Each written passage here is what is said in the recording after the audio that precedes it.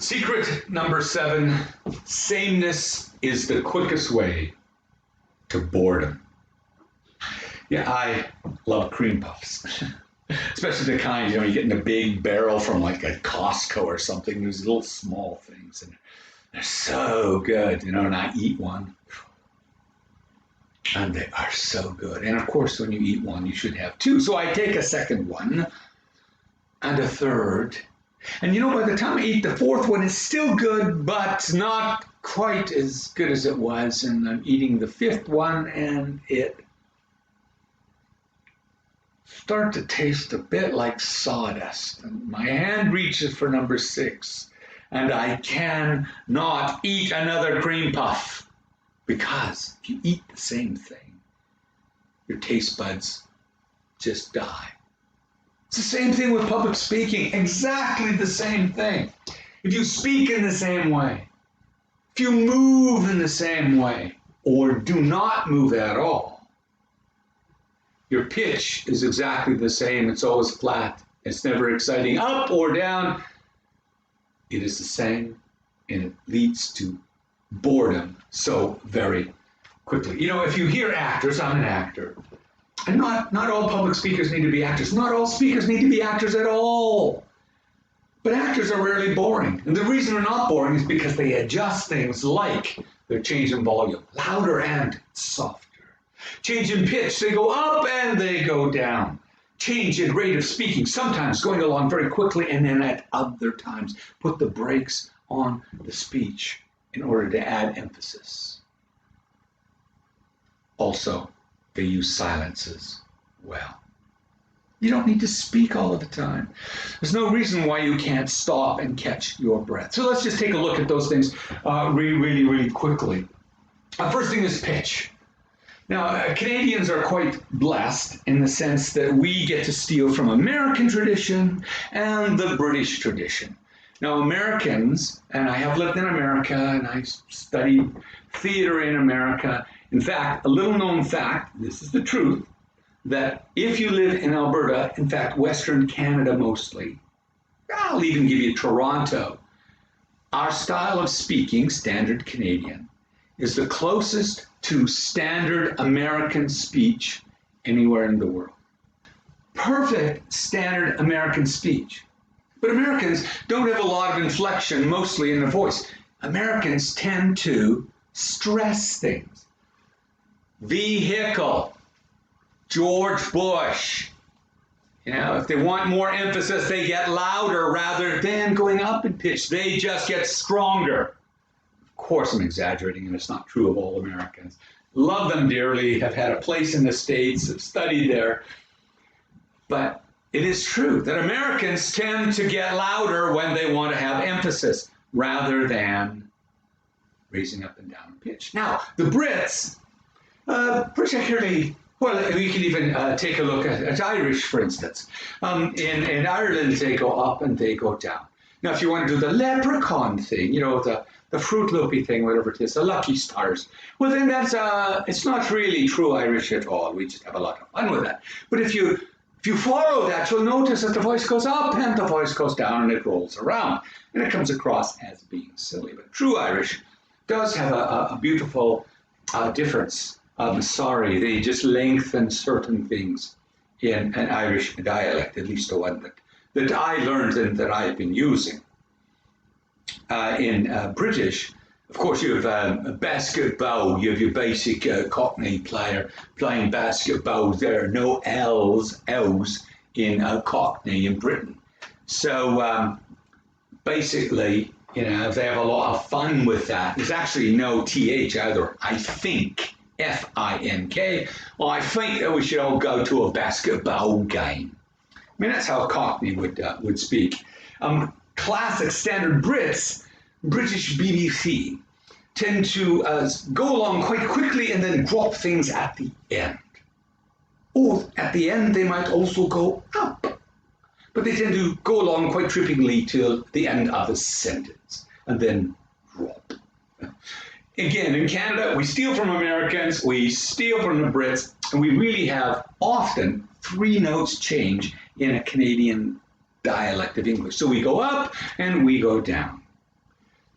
we'd like to add more to that. Normally when I speak, I would use probably 8 different notes in the way that I talk. And yes, I am a little dramatic in the way I speak, but by adding silence, I can get control of that.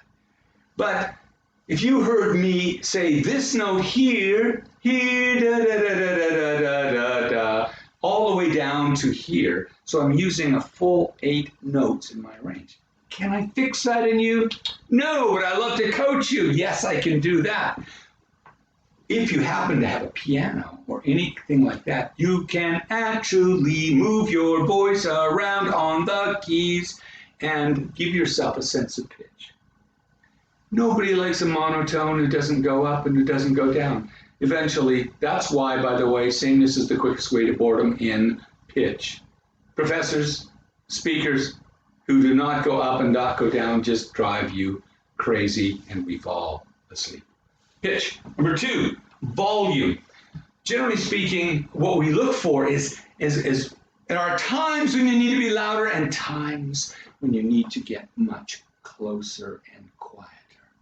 You want to salt that in and out in your speech.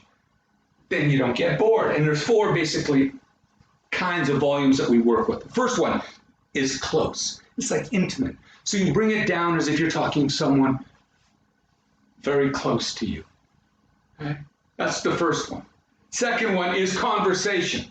Now, in public speaking, in front of, let's say, 25 people, my conversation is a little bit louder than just sitting and having a cup of coffee with someone.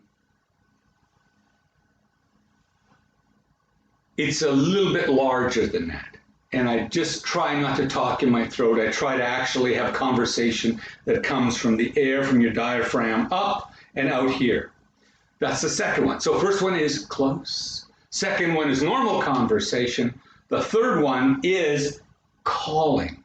It's used occasionally when you're really excited about a topic. It's as if you were calling to someone across the room or just halfway away or 5 rows down. Hey, I'm calling to you over here. Notice I'm a little bit louder. I bring it back down.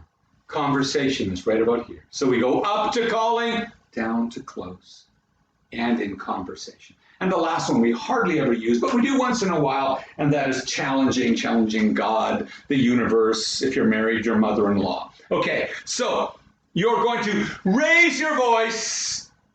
You wouldn't keep it up there, but sometimes you do get to that volume.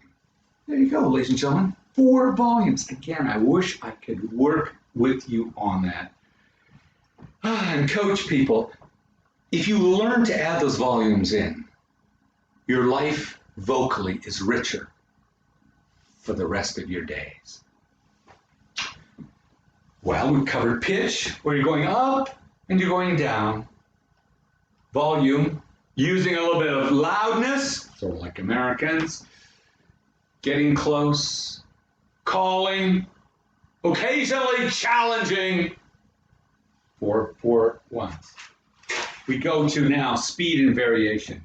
And this is one, we've already heard a few of our peers, our classmates, sometimes hardly anybody so far has gone too slow. If you talk too slow, Houdini principle, what the audience sees and hears, the audience believes. If you talk too slow, people perceive you as not being as smart. I'm being very cliche here, but I'm just throwing it out. That is, of course, not true. But that's the quick perception that you get. If you talk a little more ponderously, it doesn't come across as being crisp, smart, intuitive. It's too slow.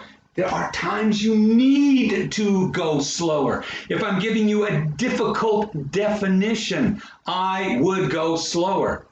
I would not do a whole speech that way. Make the point clear, and then move on to your normal rate of talking. Others, of course, talk just a bit too fast, and that's full. And sometimes it's because of the energy. Fine, it's because of the energy and the adrenaline is pumping through and nerves. Boy, and we just begin to speak and go, and our next idea is there, and we've rehearsed our speech and we move forward, which is all fine, but put the brakes on. Find a place to slow down, a tender story, a question. Let it breathe for a second. Then move on with your speech. On that speech variation, you just need to actually write it on your outline where you are going to stop or where you're going to slow down. Maybe not stop, but slow down. And if your voice normally is in a normal conversation timing, you need to find a place to speed up sometimes and then occasionally speed down. And why is that the case? It's so that there is variety in your speech. For instance, I'm going to jump back just a volume. If your normal speech is always quite soft, and then you want to get to a really delicate moment, you have nowhere to go. See, you've already dropped down to where, if you're speaking in public or to the screen, you can't drop anywhere. Also, if you're a little strident with your voice, it's really hard to get louder than that because audiences back off. They don't like that at all. Last thing I want to take a look at of the four, which is pauses and silence. And this is the reason. If the information, and it's in your book, if the information comes at the audience in non-stop waves, they will retain very little. It's overwhelming. Too much information, too fast. Sometimes a pause or silence allows the audience to mentally catch up with you. They catch their, let's call it, imagistic breath, their mental breath. And now they're ready to engage with you again as you move your speech on. Give them some pauses. One other thing a pause does, no, not long by the way, 7 seconds, 10 seconds, anything longer than 7 seconds even is, people start to get antsy. Audiences go, oh, she has forgotten, he has forgotten what they are going to say. You don't want to do that. But 5 seconds, just a pause. Now it has to be either looking at your notes in the pause, down here, or an active waiting pause. So if I ask a question, what do you plan to do with the skills you learn in this class? I'm sure you're thinking about it. See, that pause allowed people to catch up with the question, but also slowed me down. And the other thing that a pause or silence will do is it's like a highlighter. You know, I'm going to make a very important point. This could be the most important thing I say in this video. Catch that? The pause just before there. Anyway, that about wraps up what I want to say. There's a little bit on movement that I need to talk about, and I don't know where I'll tuck it in. It's a psychological concept where if I move, you follow me with your eyes, and when you do that, you expend energy. And the very fact that you expend energy as an audience, it picks up your energy, which is why sameness is the quickest way to boredom. I move, you follow, your energy goes up. Thanks. Talk to you soon.